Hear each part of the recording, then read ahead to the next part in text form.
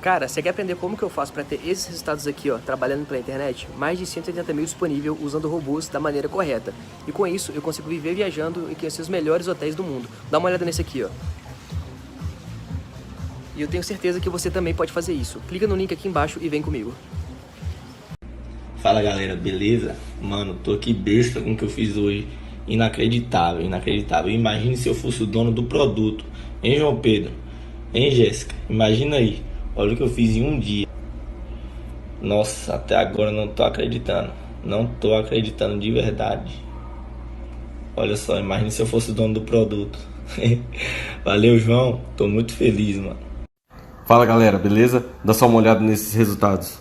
Um mês trabalhando em casa, usando apenas o celular. Você também pode fazer isso. Quer saber como? Então clica no link na descrição desse vídeo que eu vou te ensinar.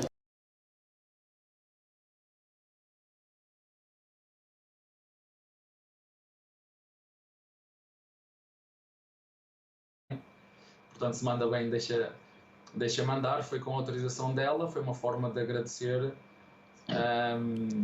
tudo que o Palmeiras e a Crefisa, nomeadamente Palmeiras, Gagliotti e Crefisa, Leila, fizeram para que eu pudesse estar com a minha família, que é algo que jamais esquecerei, porque me tocou. Este tipo de viagens não são propriamente fáceis, e quando estava tudo fechado, eu digo-vos isto mesmo sinceramente, eu comecei mesmo a ficar ansioso, porque já estava há muito tempo sem ver a minha família, mas tudo correu pelo melhor, e agora está tudo bem. Eu disse isto aos jogadores, precisava muito, e disse-lhes a eles, a quem lá ficou, eu vou carregar energias aqui dentro, vou carregar amor para depois chegar aqui e poder-vos dar, porque a vida sem amor, e não falo de amor marido e mulher, falo de amor de colega, amor de pai, amor de filho, amor de treinador. Eu já utilizei essa expressão porque acho que é algo que nos deve acompanhar na nossa vida.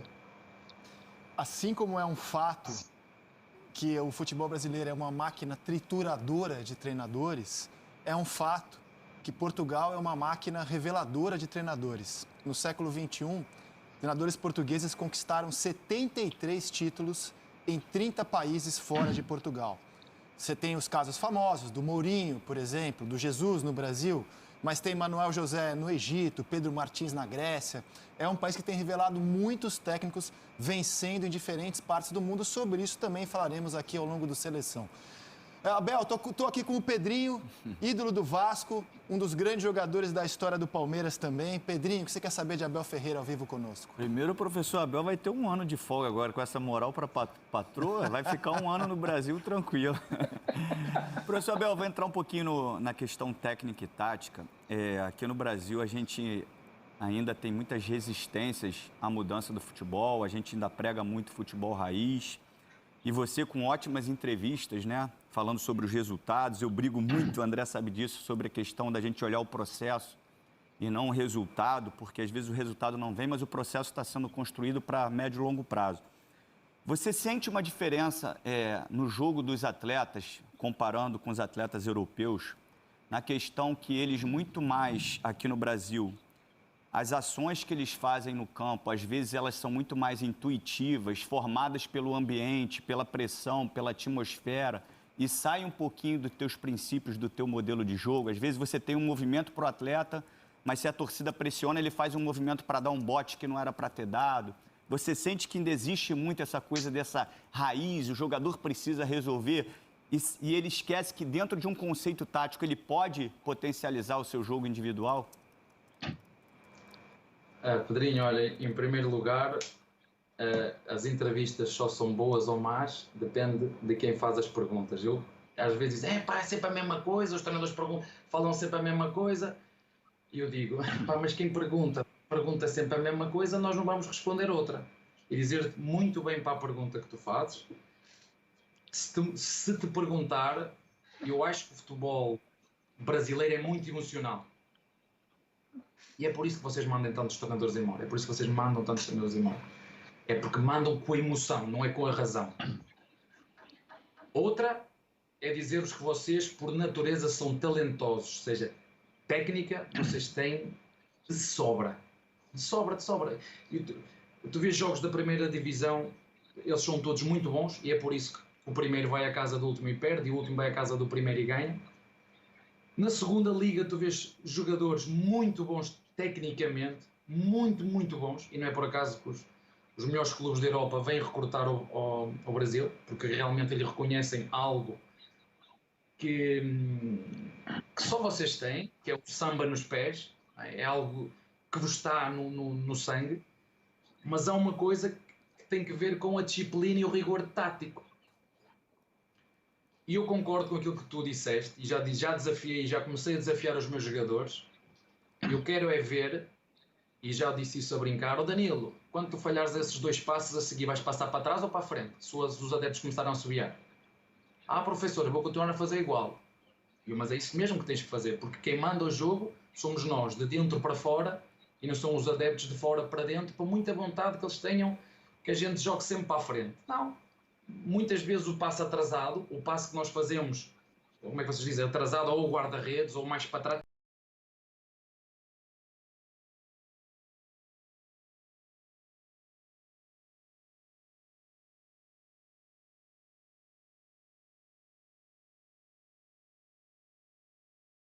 a chamar o adversário para nós conseguirmos libertar espaço nas costas, ou entre linhas, ou à largura.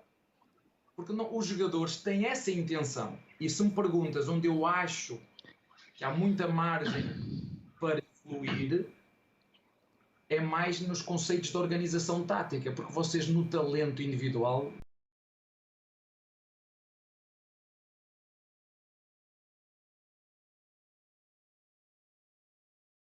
o Brasil tem de sobra.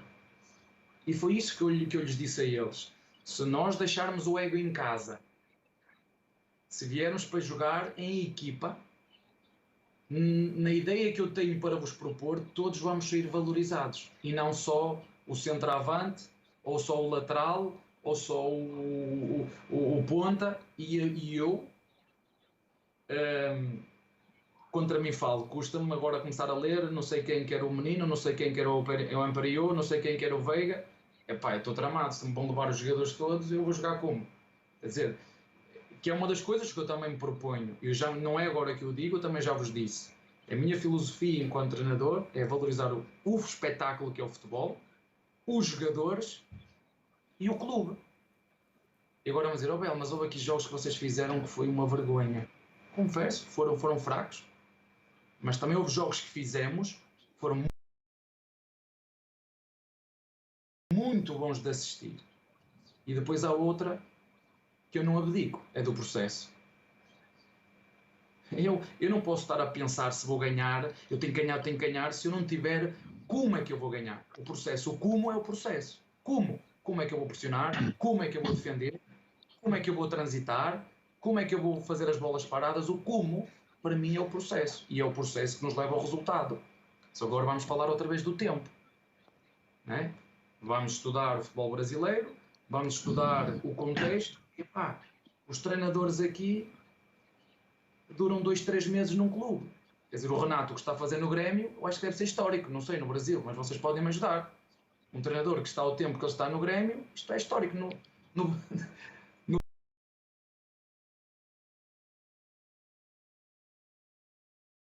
Brasil, não é? Mas, resumidamente, eu acho que vocês têm muito talento, mas o rigor tático acaba por ser esta disciplina que é preciso ter quando jogam futebol coletivo. Porquê? Porque temos que jogar em equipa, nós jogamos em equipa, tem que haver interligações entre nós, e para mim o mais difícil, para terminar, é quando todos dentro do campo conseguem pensar a mesma coisa ao mesmo tempo, aí nós estamos em plena desenvolvimento daquilo que são as nossas ideias de jogo. E isso demora muitas vezes tempo. Mas depois o que junta isto tudo são as vitórias. Porque as vitórias... Tu foste jogador, Tarinho, tu sabes. Um treinador chega, só mete bola, só joga com bola, treina com bola, tudo feito com bola. Não ganha, a diretoria faz uma reunião com o capitão e tal, porque eu fui jogador, este treinador é só bola, não fazemos trabalho físico, não corremos. Chega um treinador, faz muito trabalho físico, mas não ganha, este treinador não põe bola, e tu sabes como é que foi o jogador, né, reclama de tudo, nunca está satisfeito, nunca está satisfeito. Está satisfeito quando? Quando ganha. E nós procuramos, de forma conjunta, isso foi o que eu mais gostei, foi deixarmos os nossos egos em casa e virmos para servir o clube. E quando isso acontece, e fazemos um bom processo, temos um bom processo, os resultados, mais cedo ou mais tarde, acabam por aparecer. E eu acredito nisto, mesmo antes de ter ganho. No Braga não ganhei, no PAOK não ganhei, e continuei a acreditar naquilo que eu entendo que é o processo e aquilo que é o futebol do presente e do futuro. Você citava o Renato no Grêmio, treinador do Grêmio desde 2016, pegando o time na reta final da... Certamente. O repórter André Hernan, que acompanha o dia a dia do Palmeiras, agora está conosco e vai fazer uma pergunta aqui ao Abel. Abel, prazer falar com você mais uma vez. Eu ouço muito nos bastidores do clube que o seu trabalho, o trabalho da comissão técnica, tem duas características que chamam muito a atenção. A primeira é a tua capacidade de gestão de pessoas, que isso faz muita diferença, e o próprio Tite, técnico da seleção brasileira, fala muito dessa questão de gestão de pessoas. E a outra é a metodologia de trabalho, que os seus auxiliares, o Castanheira, o João Martins, são muito viciados em trabalho, trabalham o tempo todo. Qual é a porcentagem de um time vencedor na questão de gestão de pessoas e de metodologia de trabalho? Qual que é a porcentagem de um time campeão nesses dois quesitos, Abel? Eu não sei se vocês já viram esta expressão, às vezes um bom treino é não treinar. Pedrinho, já ouviste isso? Já. Agora, quando? Não é? Quando? Quando é que um bom treino é não treinar? Quando é que um bom treino é pegar no jogador no braço e falar com ele lá no canto? Quando? Não é? Eu não treino jogadores, eu treino homens. Trabalham na academia 301 pessoas. Aquele CT, a academia ou CT, trabalham lá dentro 301 pessoas. E a minha equipe técnica foi crescendo nesse sentido. A minha equipe técnica trabalha desta maneira, porque todos eles trabalham comigo. O João Martins, que é o mais antigo, trabalha comigo desde 2011. E nós fomos crescendo à medida que eu fui sentindo necessidades de ficar mais liberto para umas coisas do que para outras. E eu não consigo estar em todo lado, eu não sou omnipresente, eu não consigo estar na fisioterapia, no balneário, no refeitório ao mesmo tempo. E então o que nós fomos fazendo foi o seguinte: o João Martins fica responsável por aquilo que é tudo que tem a ver com direção mais, ligação direta ao núcleo de saúde e performance e ao departamento médico. O Carlos Martinho, que vocês, não sei se vocês sabem quem é, mas vocês, não sei se o veem, que ele aparece menos, é o que fica responsável pela análise de adversário, análise de equipa e tudo o que é jogadores que nos chegam para nós avaliarmos, e é treinador também. O Castanheira é a mesma coisa, tem como missão analisar os jogadores que o clube nos propõe para contratar, mais a ligação direta à formação, tudo o que se passa na formação ele sabe. E depois temos o Tiago, que é o analista dos nossos adversários. E, portanto, como vocês devem calcular, toda esta informação me chega a mim, detalhada, pormenorizada, esmiuçada, por forma a eu tirar as melhores conclusões ou para tomar as melhores decisões para que no dia de jogo ou para na preparação para o jogo possamos estar nas máximas condições. Agora, eu trabalho com pessoas. E se tivesse que escolher uma característica, embora elas todas sejam importantes, a gestão de recursos humanos, para mim, tem um peso hoje, aos dias de hoje, com os mídia. Atenção, eu tive um jogador que desistiu porque não aguentava mais a pressão dos mídia. Eu tive um jogador que desistiu porque não era por falta de qualidade, não era porque ele sabia muito do jogo, ele era bom, muito melhor que aquilo que ele estava a pensar no momento, e eu usei todos os meus recursos de persuasão para ele ficar connosco, e ele simplesmente não aguenta mais. Portanto, neste momento nós precisamos muito mais de tratar daqui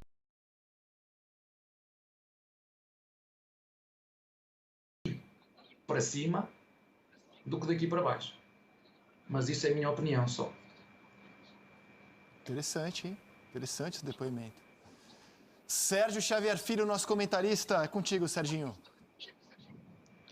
Bom, em primeiro lugar, boa tarde, Abel. Você falou bastante de família no início, né? Então eu preciso fazer um pequeno preâmbulo, né? A minha família portuguesa de Penafiel está muito orgulhosa, já me mandou mensagem, né? Então eles ficaram muito felizes, né? E me deu vontade, me deu saudade de Penafiel, comer francesinha, né? Que alguns vão ver malícia nisso, mas o Abel sabe que é só um prato típico, não é nada mais além disso, né? Bom, e outra coisa que você se referiu antes, Abel, foi com relação a demissões, né? Você citou 4 vezes esse processo de fritura de treinadores do Brasil nas respostas anteriores, né? E você tem toda a razão, esse é um grande problema. Quando você foi contratado, eu nesse programa disse que achava que não ia dar certo, que tinha uma grande chance de dar errado por você ser um treinador jovem que estava chegando já no meio de temporada, num clube que estava demitindo técnicos a cada 6, 7, 8 meses, né? Então, assim, o risco era grande. Você venceu. Você venceu. Os títulos agora, eu acho que eles têm um processo contrário, né? Eles vão te dar uma estabilidade, inclusive para você testar e errar, etc, etc. Isso é muito bom. É o que todo mundo precisa, de estabilidade para trabalhar. A pergunta que eu te faço, olhando o que você fez até agora, né? 2 títulos, mas um Palmeiras jogando futebol às vezes mais reativo, com menos posse de bola. O Palmeiras, da tua cabeça, dos teus sonhos, ele tem mais a bola? Ele é muito diferente desse Palmeiras que conseguiu 2 títulos incríveis agora? Há uma coisa que eu não gosto muito de ouvir, desculpem dizer-vos isto, mas eu tenho que vos dizer porque é o que eu sinto. Não é eu ganhei. Custa-me porque vocês atribuem tudo ao treinador. Por isso é que quando vocês mandam o treinador, quando mandam o treinador embora, e eu não estou só a mandar o treinador embora, eu estou a dizer que eu, dirigente, sou incompetente na escolha que eu fiz. Ao contrário do que alguns pensam, mais um embora. E o dirigente continua, o mesmo dirigente, mais outro embora. E o mesmo dirigente continua, e mais outro embora. Não, aqui há alguma coisa que está mal, não é? Não é só o treinador que é incompetente, não é? E portanto é preciso também competência em quem escolhe. E eu não gosto de ouvir eu ganhei, porque não fui eu que ganhei. Fomos nós que ganhamos. Não fui eu. Eu não joguei. Eu não decidi. Não decidi. Dentro do campo, quem decide são os jogadores. E vou dizer isto com toda a sinceridade. Nem quando eu cheguei, o plantel era, não digo mal, era tão fraco como a faziam crer, nem agora é o melhor do mundo. Não é? Porque aqui nós, no futebol, andamos sempre no 8 e no 80. Não. Quando eu cheguei, o plantel era bom e precisava de retoques, de afinações, e hoje é igual. O plantel é bom e continua a precisar de afinações. Não é? Agora, foi um risco, falou no risco, foi um risco, sabia que era um risco que estava a correr, sabia. Só que eu tenho 2 formas de pensar. Ou há 2 formas de pensar. Ou eu vou para um sítio a pensar, isto é difícil, todos vão embora. Ou então encaro isto como um desafio. E se eu for o único que conseguir? E se eu for para lá e ganhar? E se nós, juntamente com toda a estrutura, conseguirmos fazer algo de diferente? Será que não vou ganhar mais entre o risco que vou ganhar ou entre a perda e o ganho? Não vou ganhar mais que aquilo que vou perder? Agora, é difícil. Tu atravessares o Atlântico para um país onde um português foi ganhar tudo, neste caso acabou por ser o Jesus, onde nós portugueses, a nossa maior referência, e na minha opinião a ele tudo devemos, que é o Mourinho. O Mourinho para mim é a referência top dos treinadores portugueses, porque ganhou, e nos clubes que ganhou. Uma coisa é ganhar nos grandes clubes, outra coisa é ganhar no Porto, no Chelsea, que não é um grande clube, é um grande clube, mas não é dos 3, 4 referências, ou com história no Brasil, em Inglaterra, e portanto é muito por aqui que eu falo.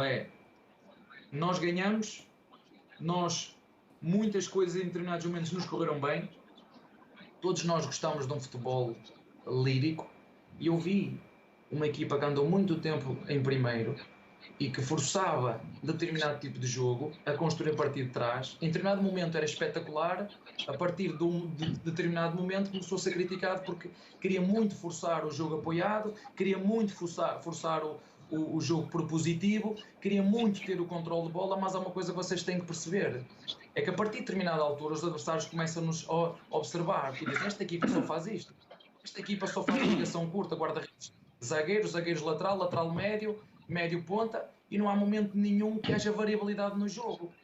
E eu, quando falo de jogo, não há só uma forma de atacar ou de fazer golos, que é no futebol propositivo, em que nós chamamos jogo de posições, em que é só o toca.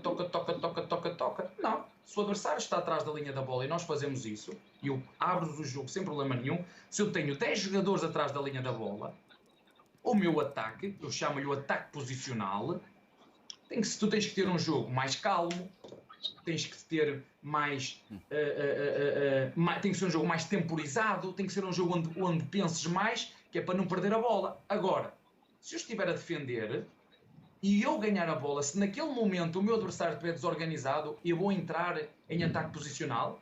Não, eu tenho que acelerar, eu tenho que andar para a frente. O objetivo é fazer golos e ganhar o jogo. O objetivo não é quem faz mais posse de bola ganha.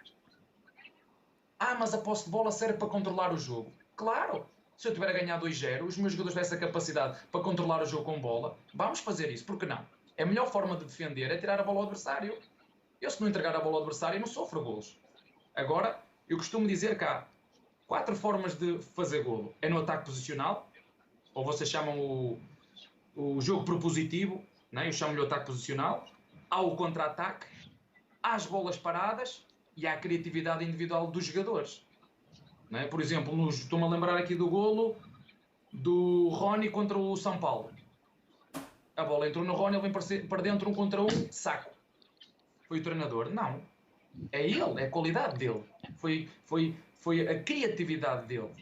Agora, há outros golos que nós fazemos que têm a ver com o jogo coletivo. Portanto, eu não faço só... E às vezes, quando eu tiro tempo para ouvir gente competente a falar de futebol, eu quero relembrar as pessoas que não há só uma forma de atacar o adversário. Não existe só o jogo propositivo.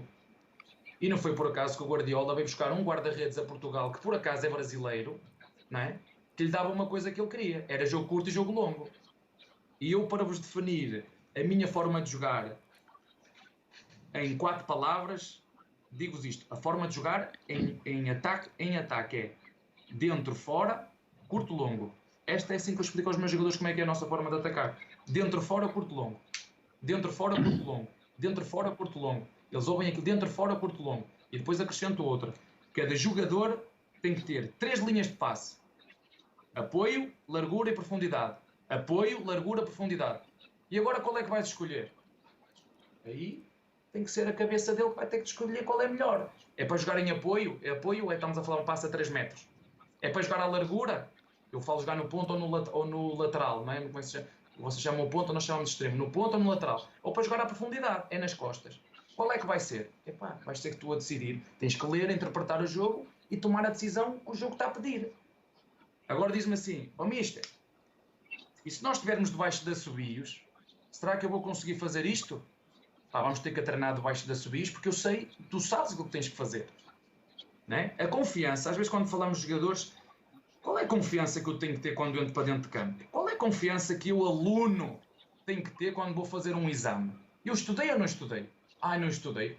Aí sentes-te nervoso. Claro, se não estudaste, tens que te sentir nervoso, porque vais chegar lá e vais reprovar de certeza. Agora, se tu te preparas e tu sabes o que tens que fazer, se chegares dentro do campo, fizeres o que está no plano, fizeres o que está no processo e no final perdes o jogo e o treinador assume a derrota. Agora, tu tens que fazer o que está no plano. Temos que estudar, temos que nos preparar, porque vocês qualidade têm. O guarda-redes a que ele se referia é o Ederson, goleiro que Sim. jogava no Benfica, hoje é jogador do City da seleção brasileira. Luiz Carlos Júnior. Fala, Bel. Queria parabenizá-lo pelo seguinte, eu acho que você traz um sopro de renovação para o futebol brasileiro pelas suas declarações como treinador e como homem, como cidadão.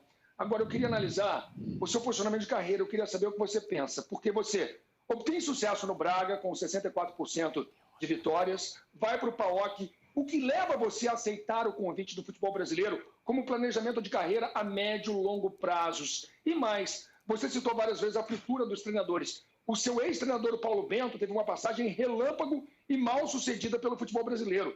Você conversou com o Paulo Bento antes de aceitar o convite do Palmeiras? Não. Mas deixa-me dizer-vos isto. Na altura que eu saio, porque a minha carreira enquanto treinador é muito curiosa.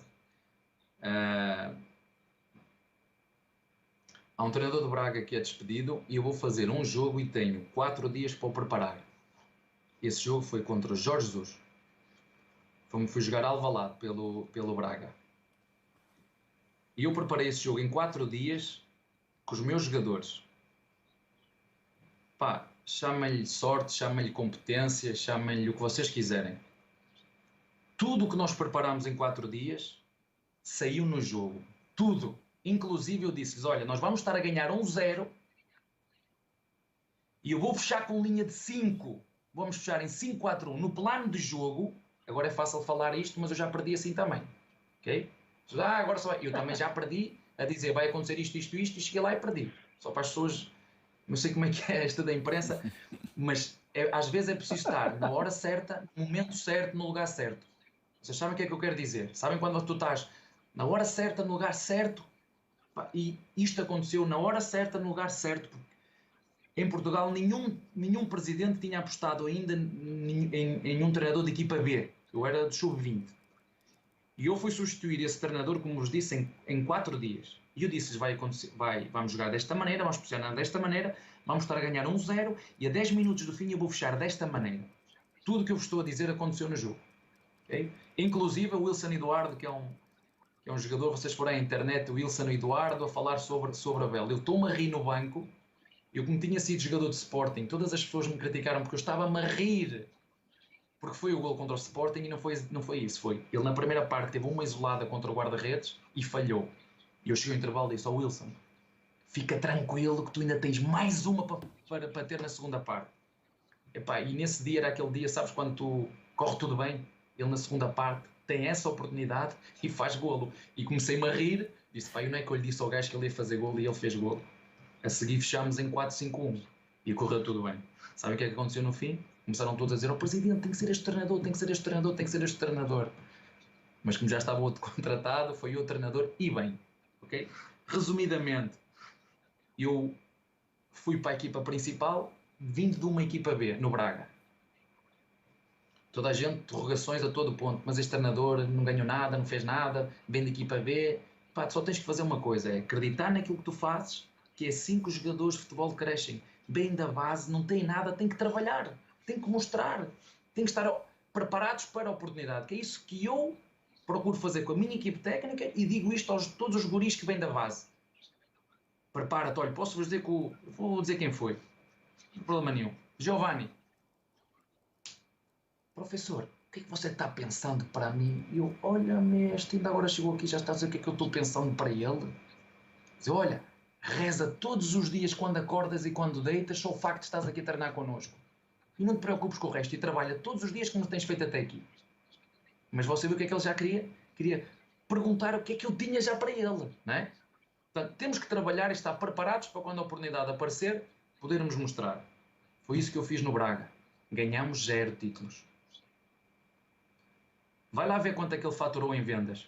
Vai lá ver quanto é que o Braga faturou em vendas de 2015 a 2000, e eu tive lá 3 anos. Vai ver só quanto é que o Braga faturou. Não ganhamos nada. Títulos, olha, 0. Fui para o PAOK. Cheguei ao PAOK, toda a gente... Pá, mas como é que é possível pagar 2,5 milhões de euros? Em reais é vezes 7 agora, não é? É 2,5 milhões vezes 7. Não ganhou nada.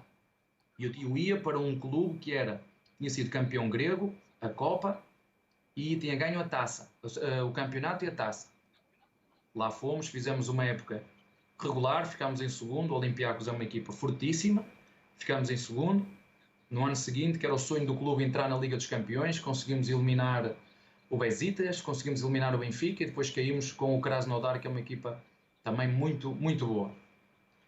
Passado um mês, o Palmeiras liga-me sobre a possibilidade de eu ir. E eu lembro-me perfeitamente de ter falado com a minha equipe técnica: pá, vocês querem ir para o Brasil? Palmeiras. E um elemento da equipe técnica disse: mister, esse clube é dos maiores clubes no Brasil, dos maiores.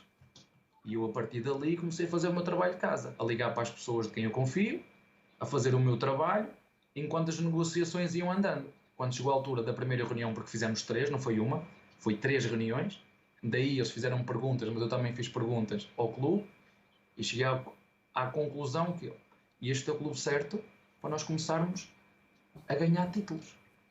Epá, mas também, se não for ali, também não vai ser em lado nenhum, porque é um grande clube, nós temos todas as condições, vamos, olhamos uns para os outros, vamos embora.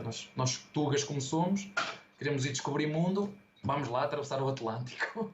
E foi assim, e tem sido assim a nossa. E se vocês se lembrarem da minha entrevista, porque agora depois é fácil falar, quando as coisas acontecem é fácil. Antes eu disse que não vim para o Brasil passar férias. Eu disse isso. Disse: eu não venho para o Brasil passar férias. E só se pode ganhar títulos nos grandes clubes. Não é agora que eu estou a dizer isto. Eu disse isto lá naquela coletiva. Se vocês forem ver, há lá muita coisa que aconteceu agora que foi dita lá. E está explicado também o conhecimento que o Abel demonstrou do clube na sua apresentação. A gente mostrou ao vivo e ficamos aqui todos boquiabertos com o grau de conhecimento que ele mostrava da história do Palmeiras, citando pontos cruciais para todo torcedor que conhece a história da Sociedade Esportiva Palmeiras. O Abel citou o trabalho dele no Braga na temporada 17-18, pode não ter conquistado o título, mas teve o recorde de pontos do Braga na história do Campeonato Português, 75 pontos na 4ª posição. Fala, Luiz. É exatamente isso que eu queria falar, porque o Abel falou: não conquistei nenhum título no Braga, mas olha o grau de dificuldade de conquistar um título no Braga. Ele fez um trabalho excelente no Braga. Sim, sim.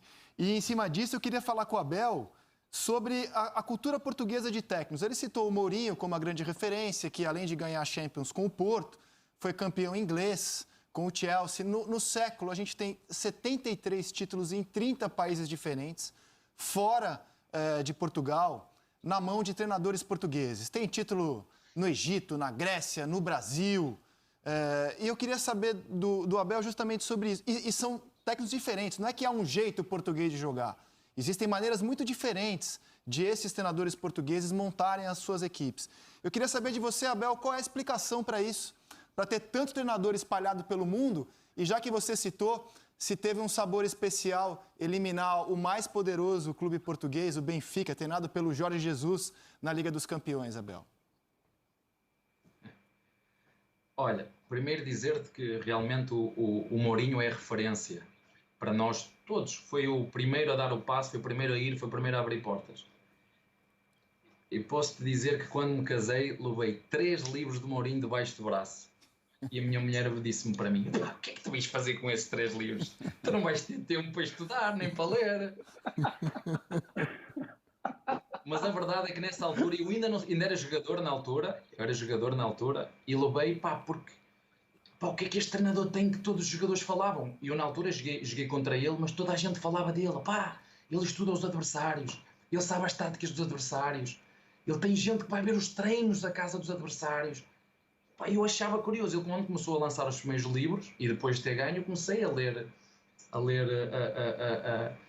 tudo aquilo que ele fazia, tudo aquilo que ele escrevia, ligava para os jogadores. Tinha colegas meus que jogavam no Porto, eu digo: porque é que ele é diferente? Ele dá-te uma moral, tu pareces que és o Pelé, Estou-te a dizer, a forma de fala contigo, parece que te mete lá em cima, parece que és outro jogador. E isto vai-te ficar... E eu na altura ainda era jogador. Isto vai-te ficando na memória, e tu vais sendo fruto destas experiências, deste crescimento. O que é que o treinador português para mim tem?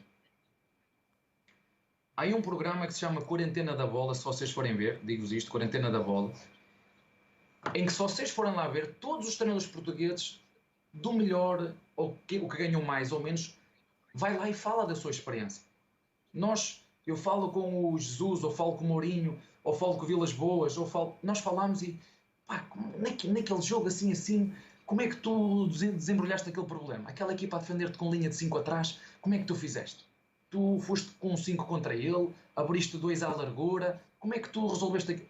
Nós falamos muito. Eu vou-vos dizer uma coisa. A primeira coisa que eu fiz quando cheguei ao Brasil, perguntei a um diretor, olha, quem foram os treinadores aqui que escreveram livros? Pá, eu quero ver como é que eles funcionam. Por exemplo, o Galhardo. Vocês não sabem, mas quando nós fomos jogar com o River Plate, nós comprámos, a minha equipa técnica, nós comprámos o livro do Galhardo para descascá-lo de início ao fim, para ver, para não faltar nada. O Galhardo, a minha equipa técnica, comprou o livro do Galhardo, que é para não faltar nada. E disse, pá, tem ali conteúdo mais. Eu, enquanto eu estava a estudar, eu estava a aprender. E posso-vos dizer que no jogo contra o Corinthians em casa, utilizei um movimento, não vou dizer de que setor foi, que vi no livro do Galhardo que tivemos a estudar. E disse, pá, isto faz sentido na minha cabeça. É grande ideia. E ele só fez isto porque estas equipas fazem muita marcação individual e tu, para te libertares da marcação individual, estes movimentos abrem-te o espaço por dentro. Epá, pô, logo, não tem problema nenhum. Gostei, vi, encaixei logo na nossa equipa. E os jogadores fizeram sem saber, ou melhor, sem saber de onde é que vinha a ideia. Porque eram movimentos muito simples que iam abrir o espaço e ele aparecia, que foi o que eles nos fizeram aqui em nossa casa. Né? Que foi que o River Plate nos fez aqui em nossa casa.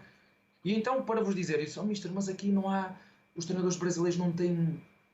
Eu tenho aqui em casa um livro do Tele Santana. Olha, que vos posso mostrar, que está aqui, ó. Está aqui. Que vos posso mostrar. Que comprei quando fui ao Brasil. Olha, está aqui. Comprei quando fui ao Brasil. Já sei que me vão massacrar a cabeça porque ele foi treinador do grande rival nosso, mas para vos dizer que nós podemos aprender com todos os treinadores, não é só com os portugueses, porque eu gosto muito do Klopp e é alemão, gosto muito do Guardiola e é espanhol, gosto muito do Mourinho, é português, e adoro o Bobby Robson, que é um senhor da ética do futebol, e é inglês. Isto para dizer que há bons treinadores em todo o lado. E o que o treinador português tem é isto, é a partilha. O treinador português não se fecha nele. E eu se me fechar em mim, eu não vou conseguir aprender. Então nós fazemos muita troca de experiências e de conhecimento através de programas que fazemos. Seja pela internet, seja presenciais, o que nós chamamos de reciclagem. Nós fazemos muito isso. Nós dentro de campo é até à morte para ganhar um ao outro, mas fora de campo há aquele respeito de pá, como é que tu resolveste aquele problema? Jogámos 2 vezes contra o Hoffenheim, contra o Nagelsmann. Braga contra o Hoffenheim. Ganhámos 2 vezes esse jogo. Eu disse aqui a vários colegas meus, treinadores, assim, vejam esse jogo.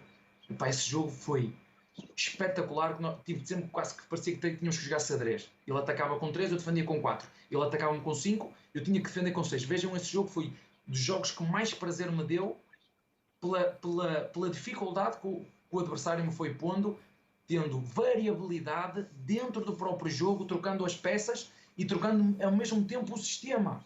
Eu nunca tinha visto isto. Então, e é esta partilha que eu acho, mas continuo a dizer que há bons treinadores em todo lado. Nós jogámos contra o Grêmio e foi muito difícil jogar contra o Grêmio. Eu joguei contra o Guto Ferreira, né, contra o Guto Ceará, e foi difícil jogar contra ele, porque ele organiza muito bem as equipas. Isto há muito bons treinadores em todas não há nacionalidades. Nós falamos dos portugueses, mas nós temos brasileiros também por todo lado. Eu lembro-me, em 1985, 86, em Portugal, havia muito treinador brasileiro. Inclusive, foi treinado por treinadores brasileiros. O Paulo Autuori foi meu treinador. Portanto, a mim custa-me um bocadinho dizer os treinadores portugueses são melhores que os outros. Não são iguais aos outros. O que eu acho que nós temos, nós enquanto treinadores portugueses, fazemos muita partilha de conteúdo, muita partilha de experiências. Não guardamos para nós. E temos muitos livros. Vocês vierem aqui a Portugal para comprar livros, tem de quase todos os treinadores. Mourinho, Vilas Boas, Jesus, Carvalhal, enfim, uma série deles. E depois daí, desculpa interromper, daí tu depois geras o teu próprio conhecimento. Tu depois daí tiras, isto é como ir para a escola. Tu vais para a escola, aprendes. Depois no final uns são advogados, outros são doutores, outros vão para engenheiro, especializam-se. Eu gosto mais de contra-ataque, eu gosto mais do ataque posicional, eu gosto de uma equipa mais em espera. Depois cada um faz o seu conhecimento. Agora, o conhecimento nós, treinos portugueses, partilhamos muito. Vocês, eu tive o Guto Ferreira comigo, tivemos ali quase 2 horas, e eu tive 2 horas no Palmeiras a falar com o treinador da seleção de sub-20 e da sub-19, temos ali 2 horas a partilhar conhecimento, eu dizer como é que eu observava os adversários, como é que eu fazia o estudo, e ele a dizer a mesma coisa, e eu, vocês também são bons, isto aqui no futebol ninguém o inventou. Temos é que que definir um caminho e acreditar naquilo que se faz. Para mim isso é que faz a diferença, é que tu acreditares naquilo que tu estás a seguir. Eu não posso vender um produto que eu não acredito.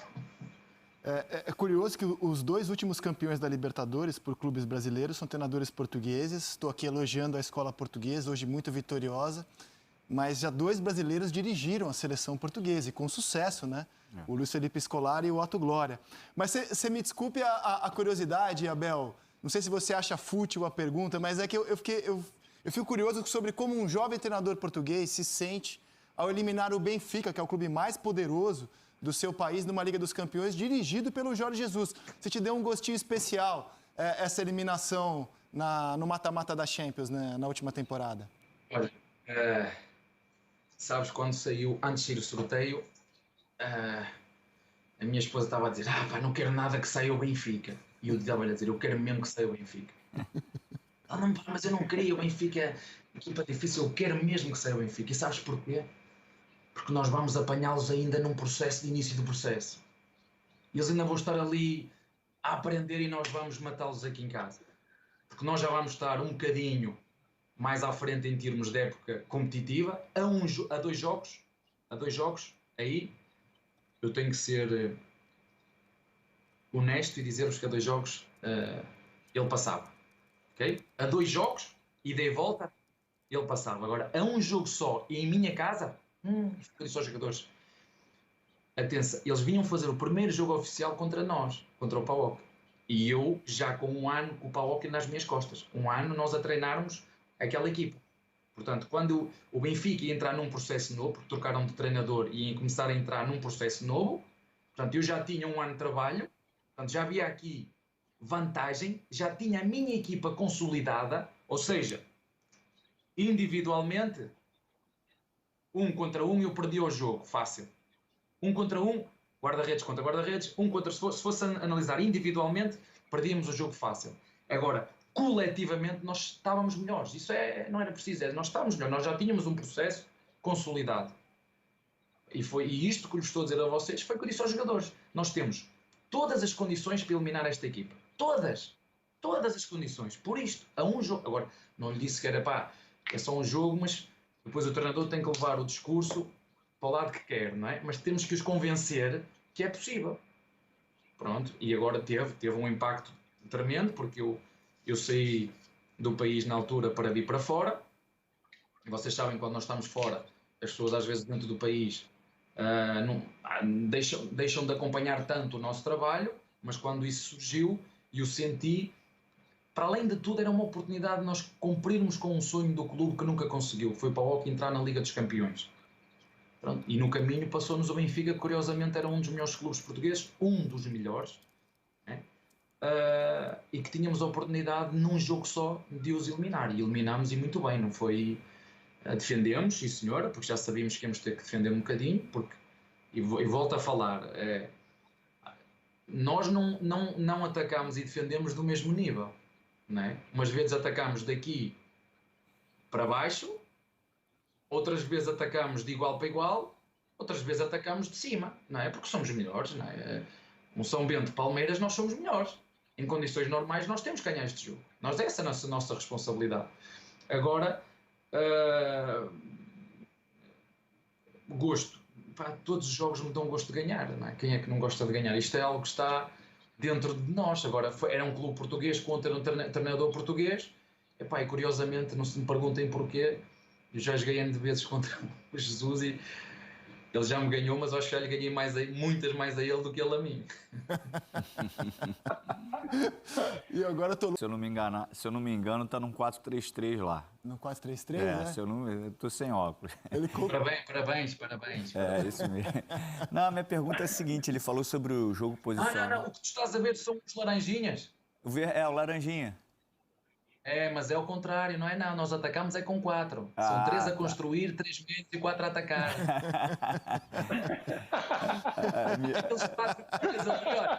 Isso é para enganar o adversário.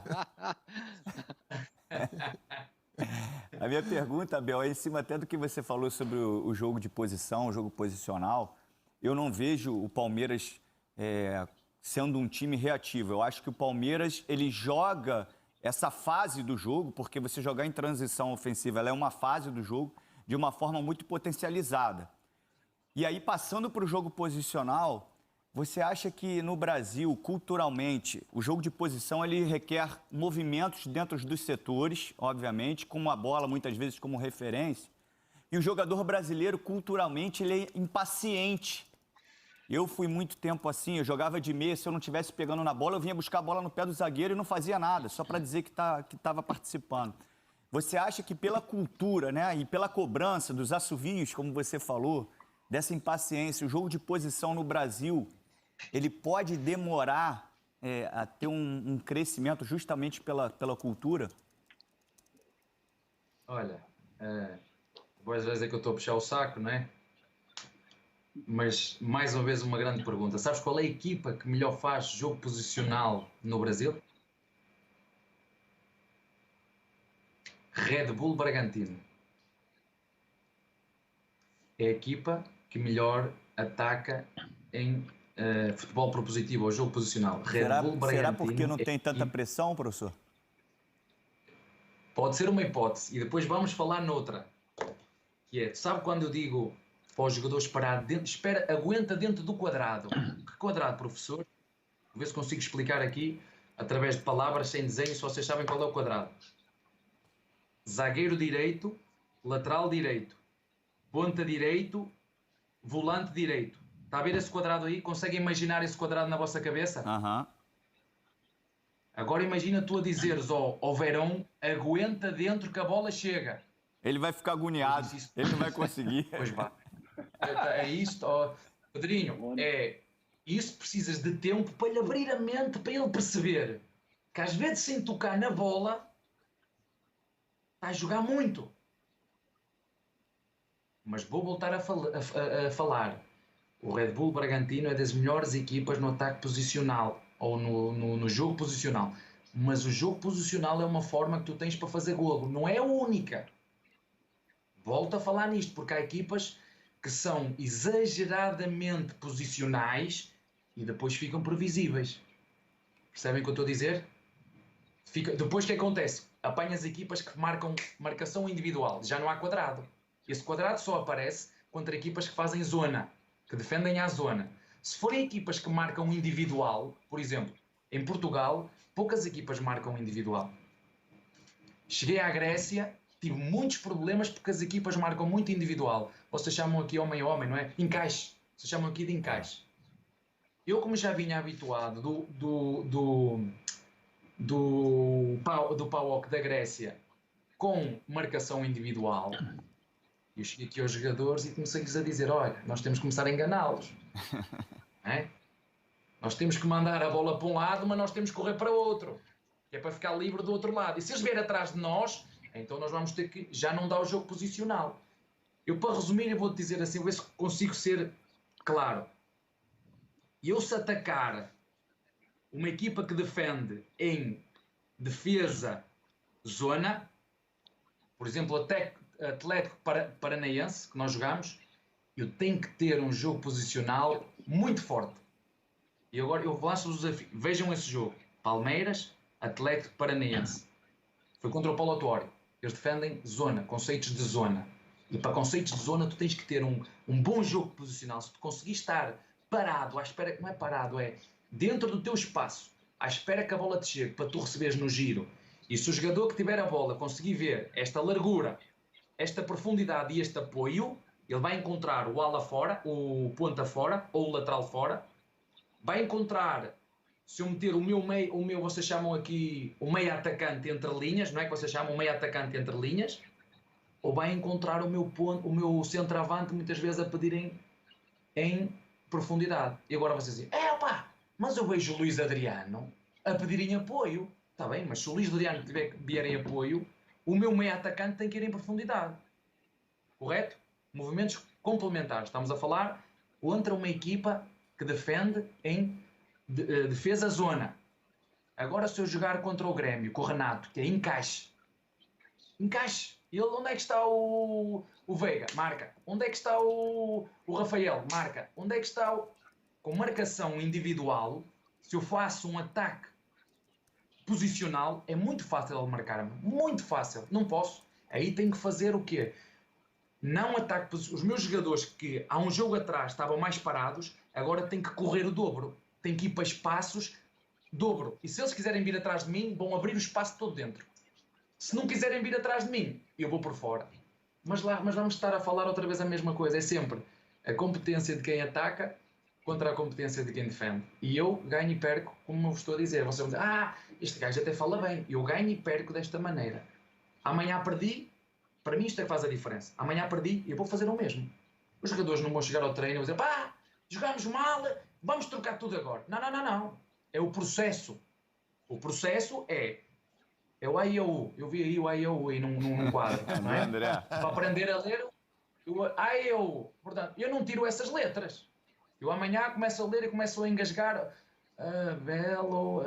a avó, mas o A e o U está lá. Eu não vou, agora já não gosto destas letras, tiro estas letras, vou buscar outras. Não. O A e o U é a base, é uma das bases do abecedário, não é?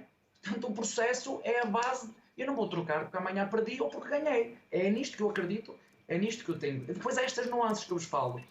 Se atacar contra uma equipa que defende zona, vou procurar atacar mais desta maneira. Vou exacerbar mais este comportamento. Se atacar contra uma equipa que faz mais marcação individual, vou atacar mais de outra. É assim que eu gosto de fazer. O Abel tem compromissos, está gozando de férias, abriu esse espaço aqui para a gente.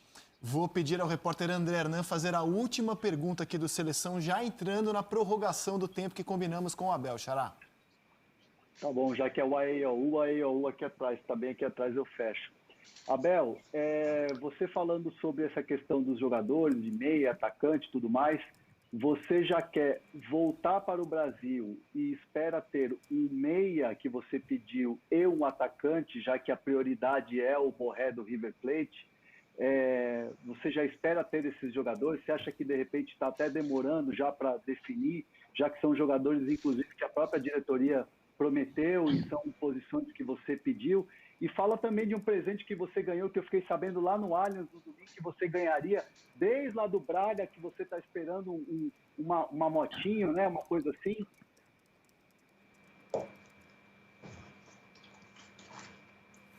Aê!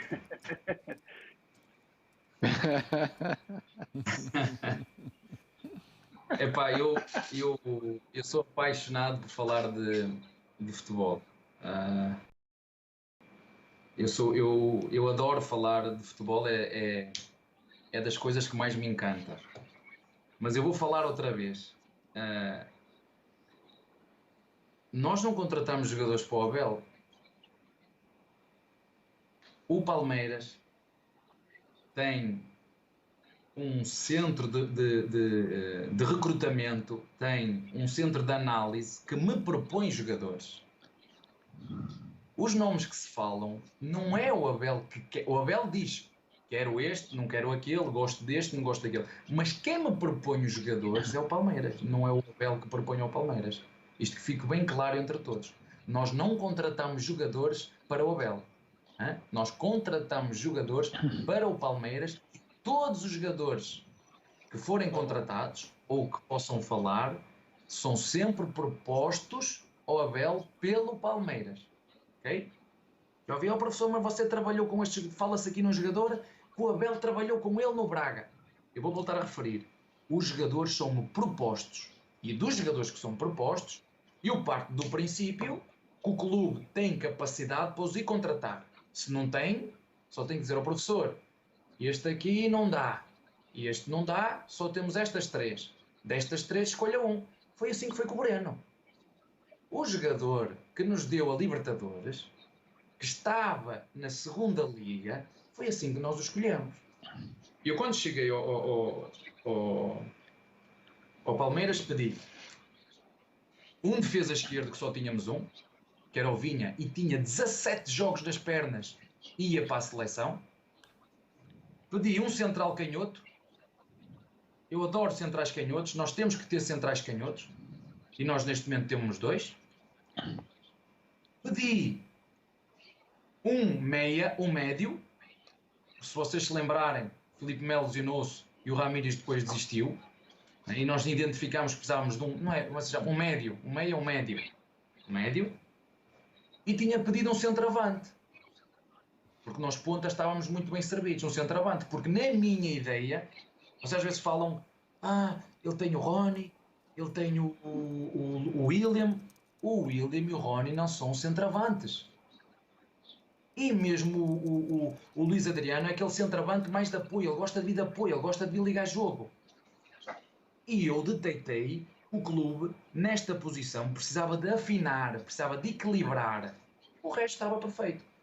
Mister, estamos num conceito de dificuldade, pandemia. O clube não despediu ninguém neste contexto. Pagou todos os salários, pagou todos os compromissos.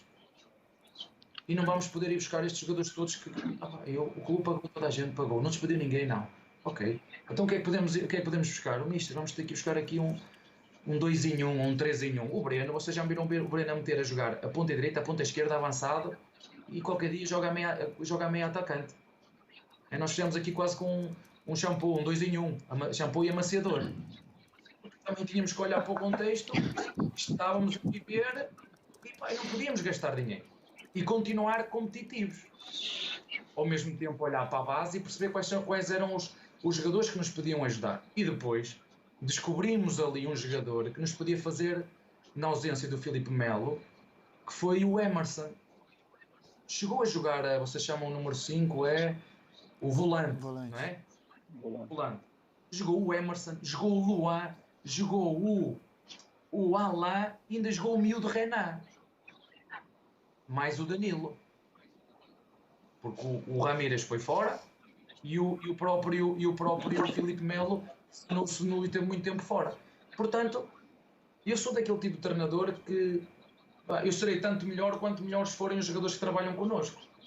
Não é? A única coisa que eu quero que todos percebam, e nós temos que perceber isso enquanto equipa, enquanto clube, é que as expectativas que nós criamos, as expectativas que os nossos adeptos têm, nós vamos ter que as acompanhar. Ou ser verdadeiros com eles e dizer, rapaziada, amigos, torcedores, vivemos num contexto de pandemia, temos que apertar o cinto, não vamos despedir ninguém e vamos competir com os jogadores que temos sem contratar ninguém. Temos é que ser claros com tudo o que está a passar, porque nós, treinadores, jogadores e direção, não nos podemos pôr à parte desta pandemia que está mais do que nunca forte e nós temos que saber conviver com elas e se tivermos que apertar o cinto aqui para ninguém ficar mal, agora percebendo que as expectativas estão muito altas, criadas por nós e que nós queremos continuar a ganhar, porque uma equipa como o Palmeiras alimenta-se de títulos, não há volta a dar. Para a gente fechar a roda aqui, mais 2 perguntas rápidas, uma do Serginho e uma do Luiz. Fala, Serginho. Oba! Eles queriam acabar com a nossa conversa. Abel, você está dizendo que você fala pouco, né? Você está errado, você tem que falar mais. Você acabou de falar que a gente tem que dividir mais conhecimento. A gente está aprendendo demais hoje. Você tem que falar mais para a gente. E a pergunta que eu te faço é sobre você falar na beira do campo, né? Você fala bastante na beira do campo, briga com todo mundo, etc. E aí eu te pergunto o seguinte, você acha que eventualmente você está passando um pouco do ponto ou você acha que é necessário no futebol brasileiro pressionar a arbitragem porque senão o teu time é prejudicado? Eu queria te ouvir sobre isso. Não. Não é preciso pressionar árbitros, que os árbitros são como os jogadores, são como os treinadores, e nós às vezes exigimos que os árbitros sejam perfeitos e eles erram como eu erro, como erram os jogadores. E quando eu erro e erro feio, e errei, no São Paulo errei, e deixem-me dizer-vos isto, eu utilizei uma expressão que foi pirata, não foi? E não é pirata, e não sei qual é, quando eu falei pirata, qual é a intencionalidade que vocês atribuem a pirata? Vocês. Pirata é falso. Para vocês que é o pirata? Falso. Ah, não. Pirata para mim é aquilo que é assim, ó. Só vês para um lado. Pirata é aquele que só vê para um lado. Não existe isso no português, não. No português brasileiro. Pronto, mas pronto. E foi isso que eu disse, mas foi uma expressão onde disse, só estás a ver para um lado. Não és pirata? Eu guardo pirata, mas ele vai errar com o meu erro. E eu no final, quando vi o que fiz e sei a responsabilidade que tenho, e inspirando, por exemplo, no Bobby Robson, que era um gentleman na forma de ser e de estar no futebol, eu disse, eu não posso ter este comportamento. Independentemente do futebol ser emoção, o mínimo que eu posso fazer é pedir desculpa, porque não posso ter este comportamento. Não posso, porque nós, se queremos credibilizar o futebol, temos que acreditar em toda a gente que está no futebol. E quando falo toda a gente, eu tenho responsabilidade enquanto treinador, os meus jogadores têm responsabilidade para não ludibriar ou enganar o árbitro, porque às vezes vocês sabem que ele vai e não toca e dá uma cambalhota, ele dá 5, não é? E nós também temos essa responsabilidade de não tentar enganar o árbitro, e acredito que agora com o VAR as coisas vão melhorar, acredito eu, porque a tendência tem que ser melhor. Agora, nós estamos à espera daqui, que o árbitro nunca erra. Esqueçam isso, que isso é mentira.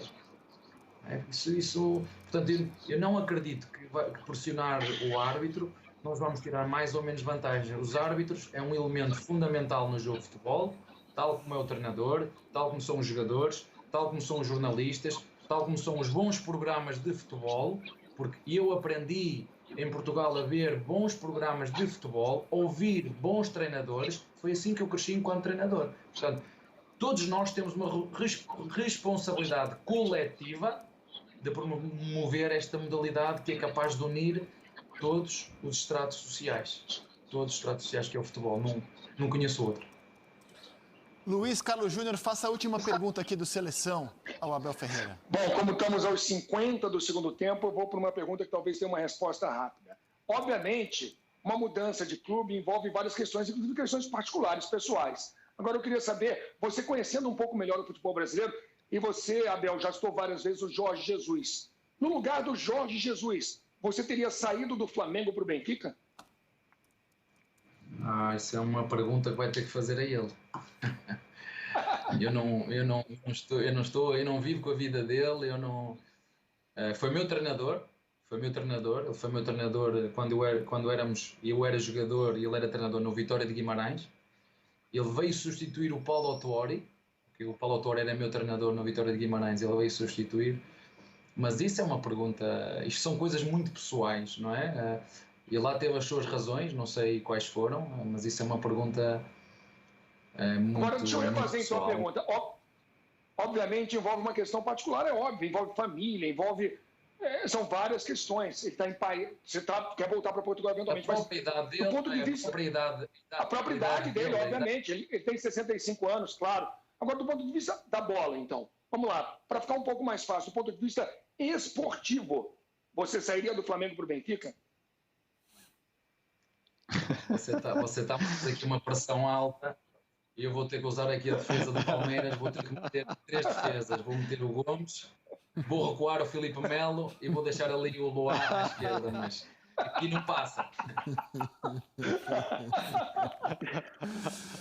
O Abel, a gente espera que você fique um bom tempo aqui para que a gente possa ter mais conversas como essa. Eu te agradeço muito. Desejo um ótimo descanso para você, saúde e quando retomar a próxima temporada, muito sucesso mais uma vez. Muito obrigado em nome do Sport TV pela entrevista. Obrigado.